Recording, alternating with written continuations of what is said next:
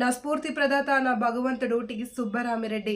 T Subbarami Reddy 81వ జన్మదిన సందర్భంగా తెలుగుదేశం అధ్యక్షుడు బివి రామ్ హైదరాబాద్ తెలంగాణ రాష్ట్రం తనకు ఎన్నో విషయాలలో స్ఫూర్తి ప్రదాత టి సుబ్బరామిరెడ్డి అని తెలుగు శక్తి అధ్యక్షుడు బివి రామ్ అన్నారు.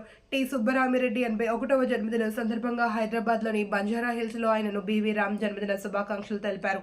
మరెన్నో పుట్టినరోజులు జరుపుకోవాలి అని, పూర్తి ఆరోగ్యంతో జీవించాలన్నారు. ఆర్వీవి సత్యనారాయణ రూపొందించిన మన్యం ధీరుడు పోస్టర్ను ఆవిష్కరించారు. ఈ సందర్భంగా టీఎస్ఆర్ మాట్లాడుతూ అల్లూరి సీతారామరాజు జీవిత కథతో నిర్మించిన మన్యం ధీరుడు చిత్రాన్ని అన్ని వర్గాల వారు ఆదరించాలన్నారు.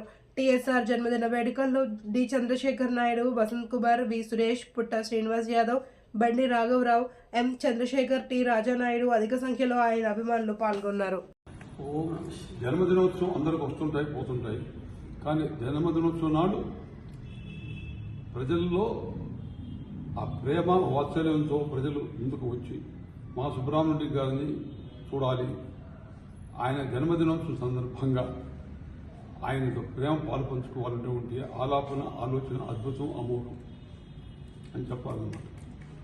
బివి రాము అసాధ్యుడు, నిస్వార్థపరుడు, తనకు మనసుకు నచ్చితే ఎంతవరకైనా వెళ్ళగలడు. అందుకే అల్లూరి సీతారామరాజు కథ తీస్తానన్నాడు. కానీ ఎటువంటి మనిషిని లెక్క పెట్టడు, డబ్బులు ఆశించేవాడు కాదు. నేను చూసిన అనుభవంలో ఎప్పుడు సొంతంగా ఏదో ఆశించలే, కానీ ఏదో సేవ చేయాలా, ఏదో చేయాలి, క్రియేట్ చేయాలా, ఒక సెన్సేషన్ ఉన్నటువంటి వ్యక్తి బివి రామని నేను హృదయపూర్వకంగా అభినందిస్తున్నాను. పేదలకు సాయం ఏది కావాలో చేశారు. మరి ఇలాంటి వ్యక్తిని నిజంగా పార్టీ రహితంగా అందరూ ప్రేమిస్తారు. ఏ పార్టీ కూడా సుబ్రహ్మణ్య గారు వ్యతిరేకించారు, అందరూ సుబ్రహ్మణ్యం ప్రేమిస్తారు.